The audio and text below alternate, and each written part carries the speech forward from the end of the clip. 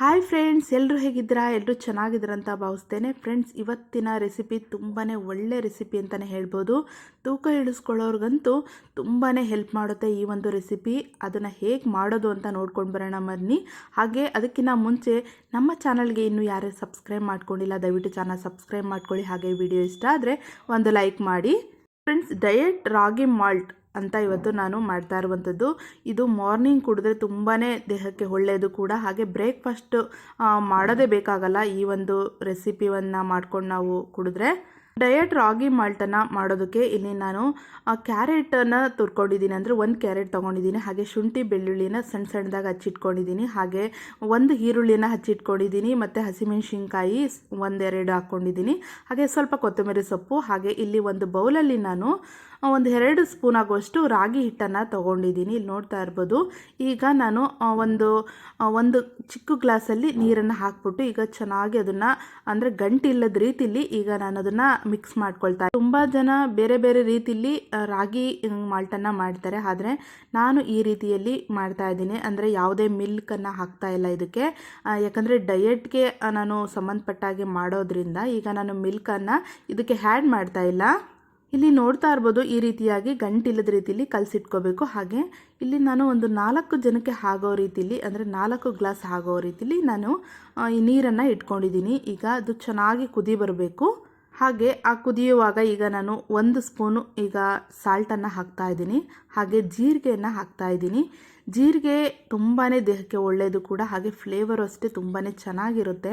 ಇನ್ನು ಕುದ್ದಿದ್ದಾಯಿತು. ಈಗ ನಾನೀಗ ಆ ರಾಗಿ ಹಿಟ್ಟು ಏನು ಕಲಸಿಟ್ಕೊಂಡಿದ್ದೆ ಅದನ್ನು ಈಗ ಹಾಕ್ಬಿಟ್ಟು ಒಂದು 5 ಮಿನಿಟ್ಸ್ ಈಗ ಸಣ್ಣ ಉರಿನಲ್ಲಿ ಈಗ ಕುದಿಸ್ತಾ ಇದ್ದೀನಿ. ಆಮೇಲೆ ಈ ಒಂದು ರಾಗಿ ಹಿಟ್ಟನ್ನು ತಗೋಬೇಕಾದ್ರೆ ನಾವು ಎಷ್ಟು ನೀರು ಇಟ್ಕೊಳ್ತೀವಿ ಅದ್ರ ಪ್ರಕಾರ ಈಗ ನಾವು ರಾಗಿ ಹಿಟ್ಟನ್ನು ತಗೊಂಡು ಮಾಡಬೇಕಾಗುತ್ತೆ. ಒಂದು ಸ್ವಲ್ಪ ಜಾಸ್ತಿ ಆದರೂ ಕೂಡ ಆ ರಾಗಿ ಮಾಲ್ಟ್ ಅನ್ನೋದು ಗಟ್ಟಿ ಆಗ್ತಾ ಬರುತ್ತೆ. ಸೊ ಹಾಗಾಗಿ ನೋಡಿ, ಇಷ್ಟು ಹದವಾಗಿ ಇಷ್ಟು ತೆಳ್ಳಗೆ ಇರಬೇಕಾಗುತ್ತೆ ರಾಗಿ ಗಂಜಿ.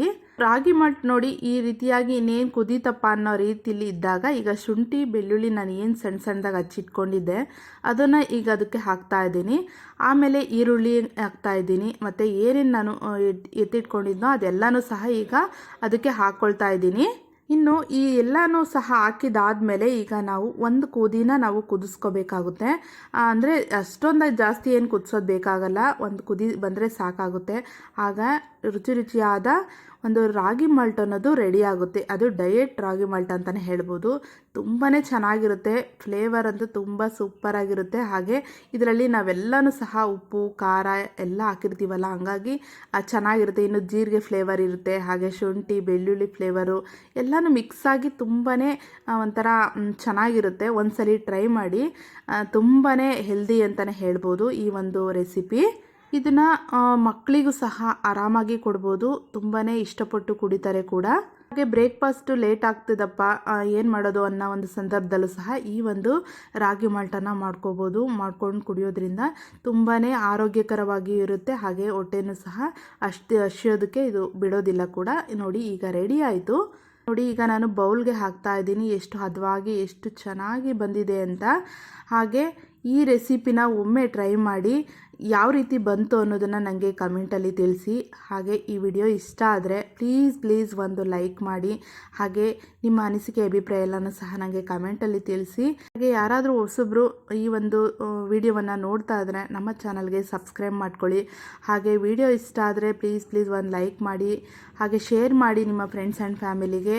ನೆಕ್ಸ್ಟ್ ವಿಡಿಯೋದಲ್ಲಿ ಇದೇ ತರಹದ ಹೆಲ್ದಿ ಆಗಿರುವಂತಹ ಒಂದು ರೆಸಿಪಿ ಜೊತೆ ನಿಮ್ಮ ಜೊತೆ ಮೀಟ್ ಆಗ್ತೀನಿ. ನಮ್ಮ ಚಾನಲಲ್ಲಿ ಹೇಳಬೇಕು ಅಂದರೆ ತುಂಬಾ ಹೆಲ್ದಿಯಾಗಿರುವಂತಹ ಒಂದು ರೆಸಿಪಿಗಳೇ ಬರ್ತಾ ಇರುತ್ತೆ. ಎಲ್ಲರೂ ಸಹ ವಾಚ್ ಮಾಡಿ.